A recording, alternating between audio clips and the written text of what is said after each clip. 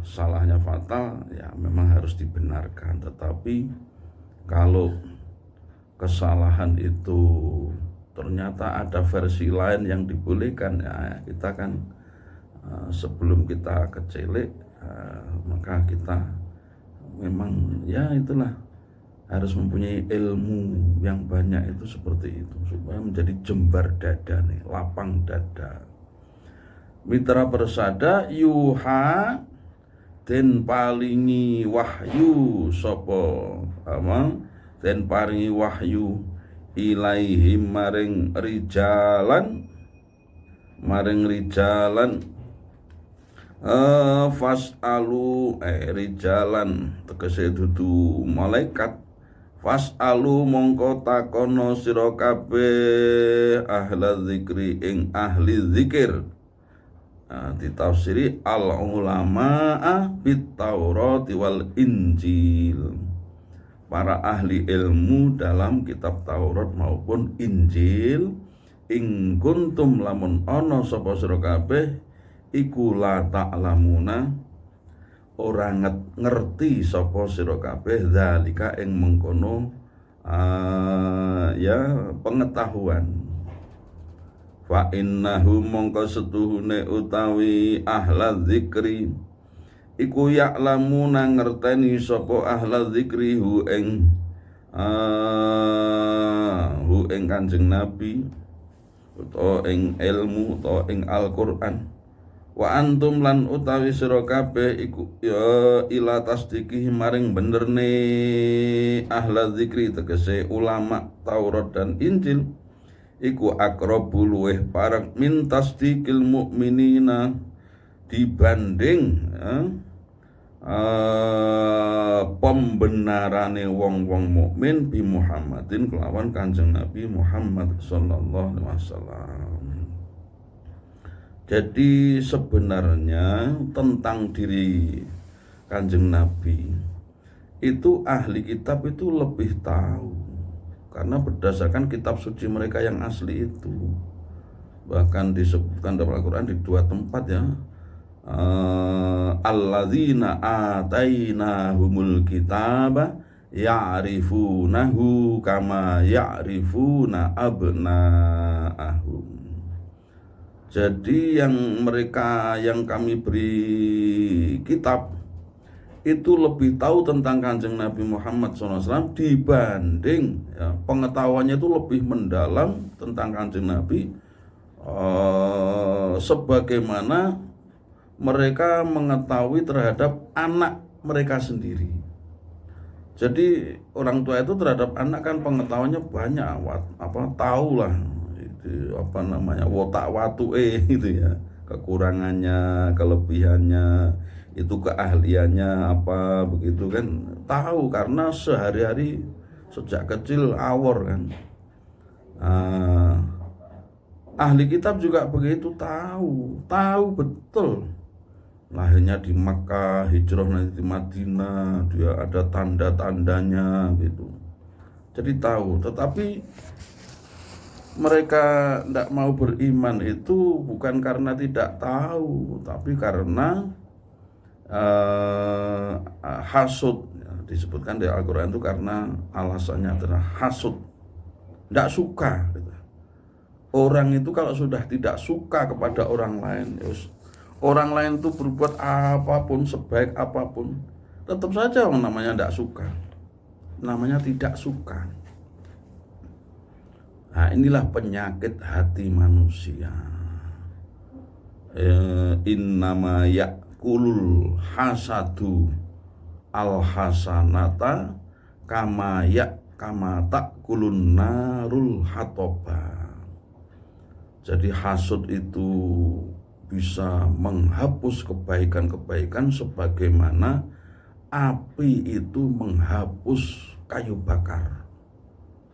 Jadi bisa menghilangkan amal hasud itu, karena yang menyakitkan kan.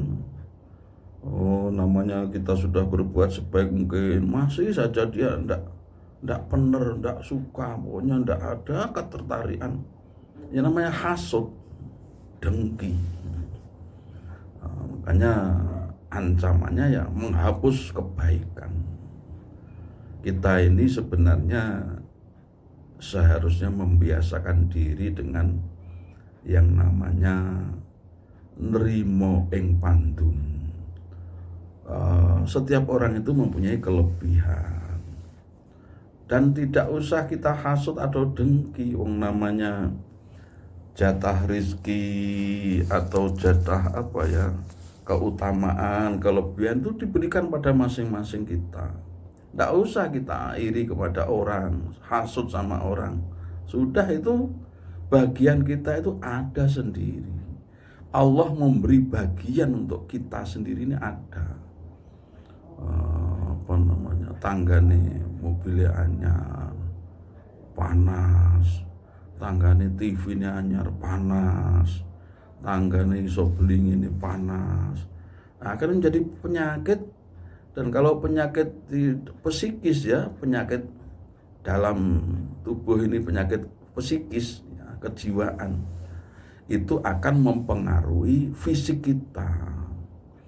Kalau sehari-hari hati kita ini sakit, maka fisik kita kemudian akan sakit beneran, adem panas gitu ya. Maka kita menerima ing pandu, insya Allah. Kalau kita lapang dada terus, pokoknya ya sudahlah, Allah memberi saya begini, alhamdulillah, maka insya Allah akan sehat, insya Allah akan diberi kesehatan. Kesehatan itu penting sekali.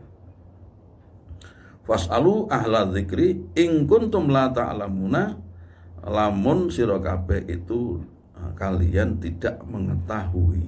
Nah, ini kemudian kalau kita jabarkan dalam pengetahuan umum ya, orang yang tidak tahu itu ya harus mencari tahu. Orang yang bodoh yang mencari ilmu. Misalnya tidak tahu bagaimana ya yang membatalkan sholat itu apa saja, nah, itu harus tahu. Kemudian rukunnya qauli sholat itu apa saja harus tahu. Kalau mazhab Syafi'i ada wayajibu isma'uhu nafsahu, itu kan di Fathul Mu'in itu. Wajib memperdengarkan, artinya dirinya sendiri itu mendengar rukun-rukun qauli itu. Seperti takbiratul ihram, Allahu Akbar. Dirinya sendiri harus mendengar Fatihah, kemudian tahiyat akhir, kemudian sholawat, kemudian salam yang pertama. Ini harus mendengar. Mazhab Syafi'i kan begitu. Kecuali kalau ada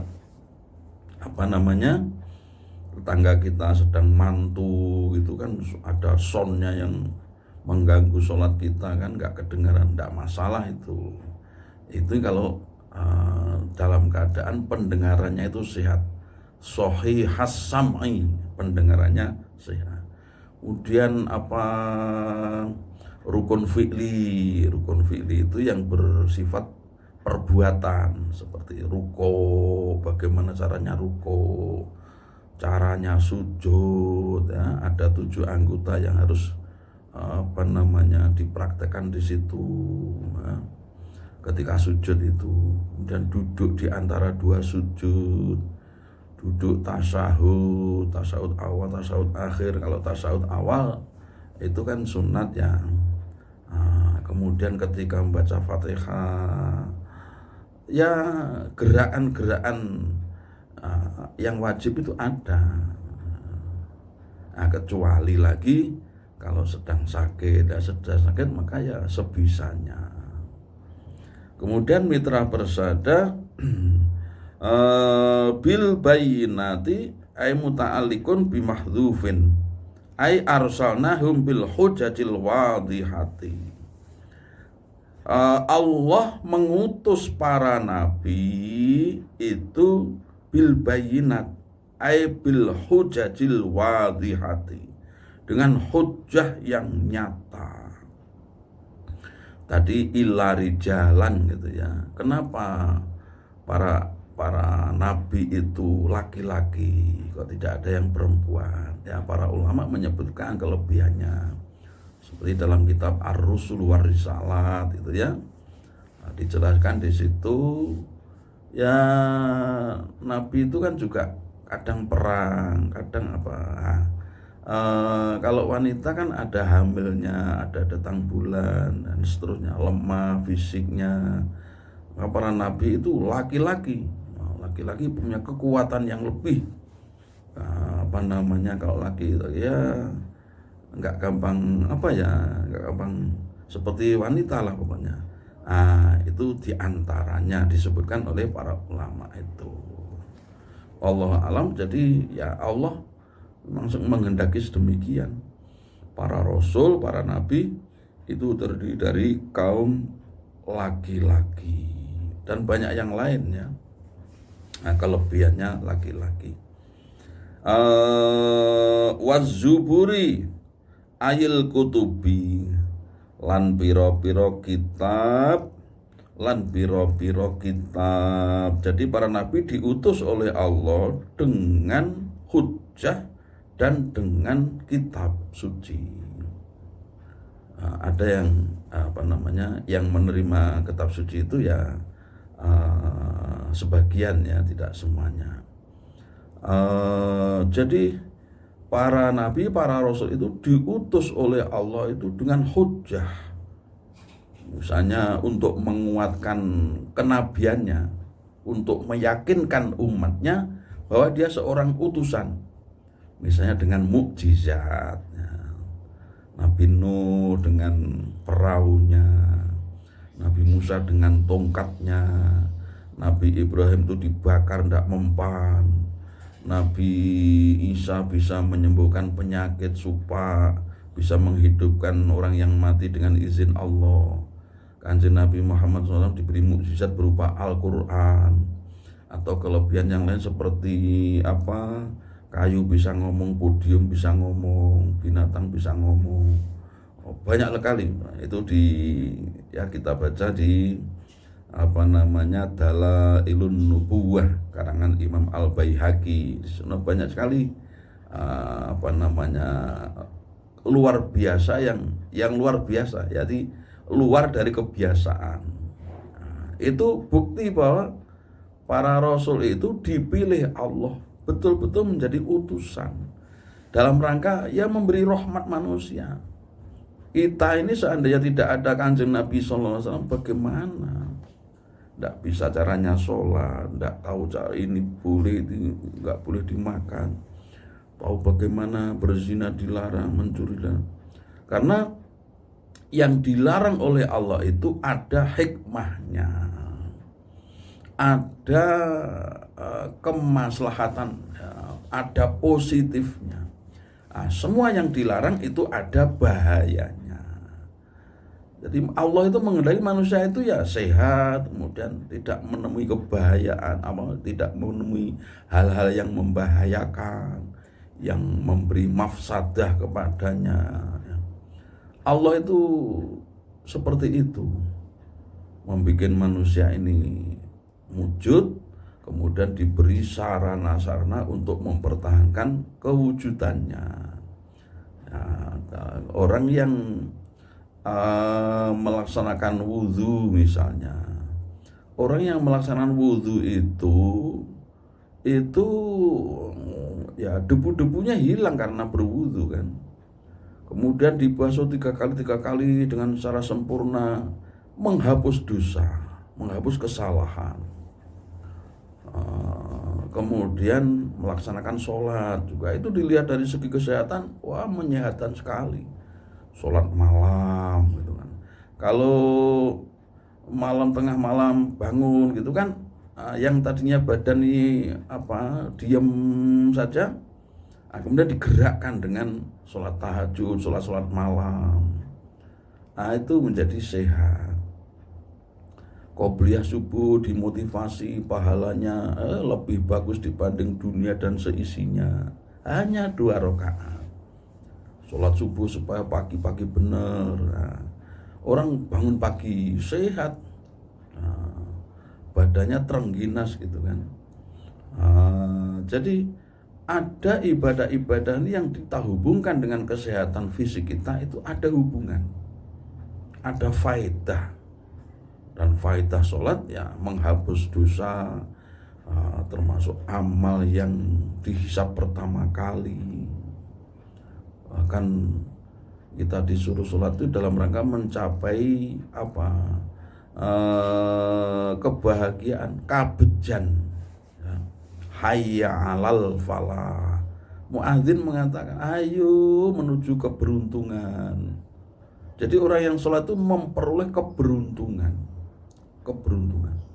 Kalau sampai disiplin sholat sampai tanha anil fahsya'i wal munkar, bisa mencegah pelakunya dari perbuatan-perbuatan yang dilarang. Karena apa? Karena dia menghayati ketika sholat itu kan tidak boleh ngomong, tidak boleh makan, tidak boleh tidur, diawasi oleh Allah, harus mengikuti aturan.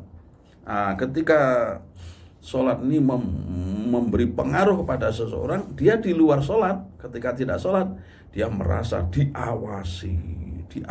Orang yang diawasi kan tidak berani mengerjakan yang tidak boleh gitu.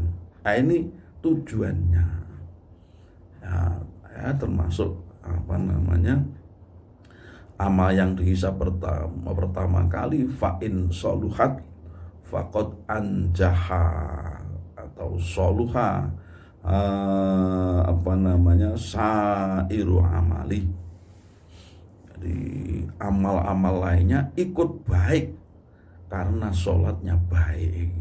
Ini motivasi kita. Jadi kita melaksanakan sholat itu kalau merupakan kesenangan gitu ya, bukan sekedar kewajiban. Kewajiban kan kita merasa terpaksa. Kita nggak merasa terpaksa gitu, kita melaksanakannya dengan lapang dada, dengan ikhlas, karena ini kebutuhan kita. Wah, nikmat sekali. Orang nikmat sekali. Jadi dia nikmat ketika bisa berkomunikasi dengan Allah melalui sholat tersebut. Makanya sholat itu di Kanjeng Nabi disuruh bertemu kepada Allah, dengan Allah ya. Saking pentingnya.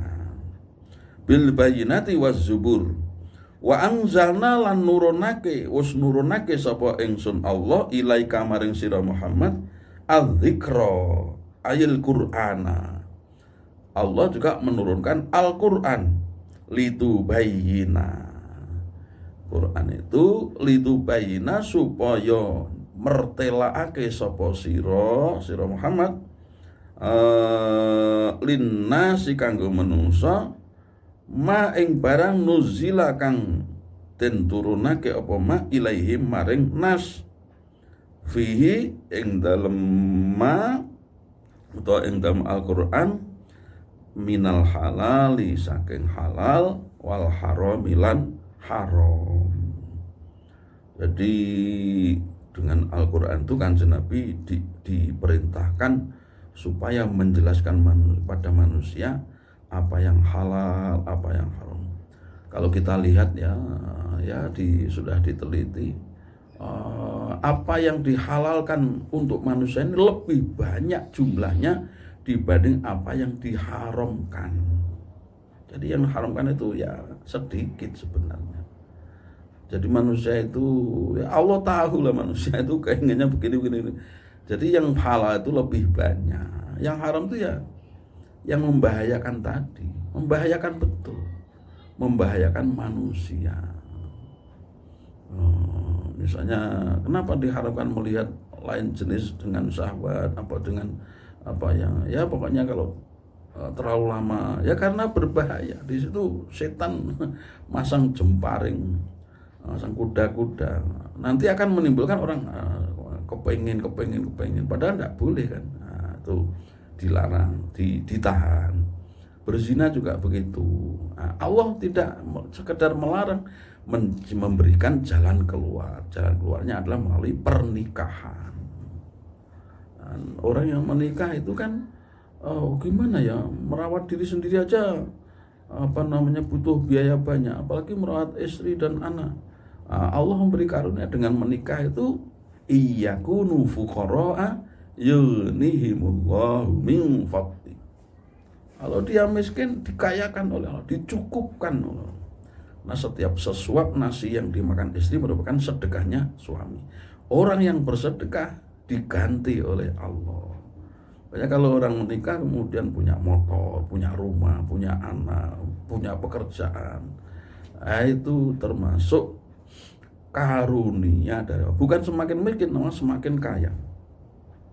Kemudian wala allahum lan supaya utawi nas iku yatafakkaruna gelem mikir sapa nas fi dzalika ing dalem mengkono tinutur fayaqtabiruna mongko ngalap pitutur ngalap pelajaran sapa nas.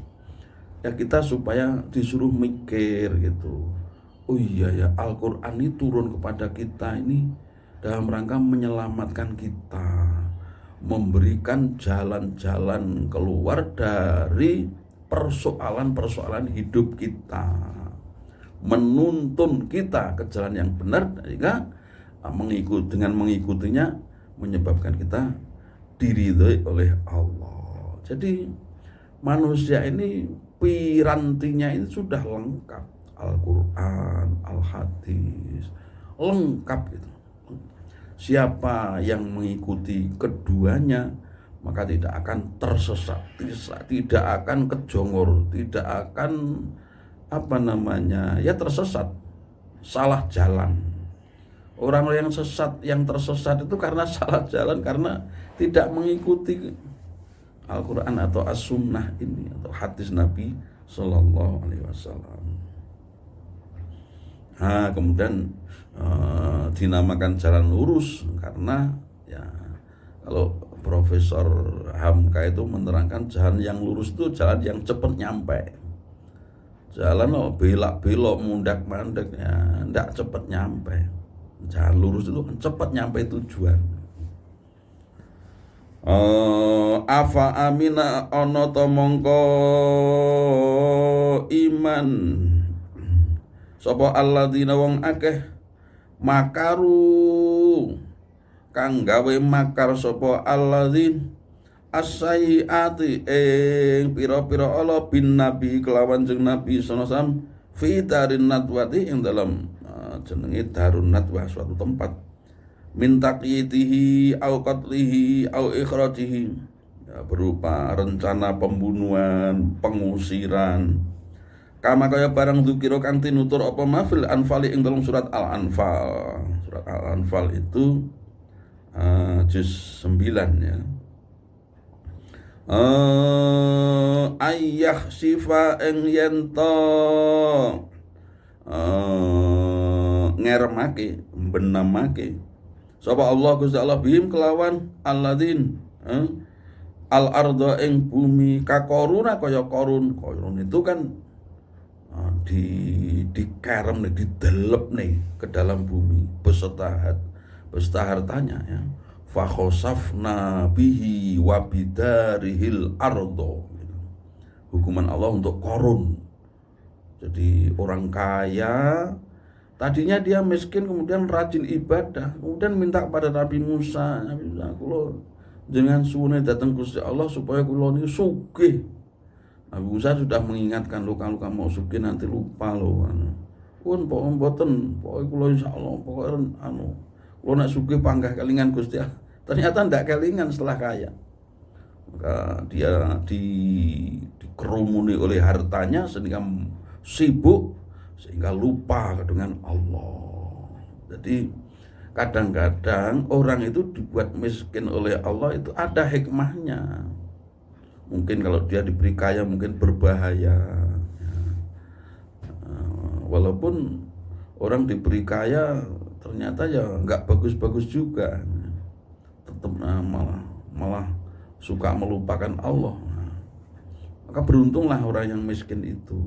Orang miskin pun kita harus merasakan keberuntungan dari kemiskinan kita itu.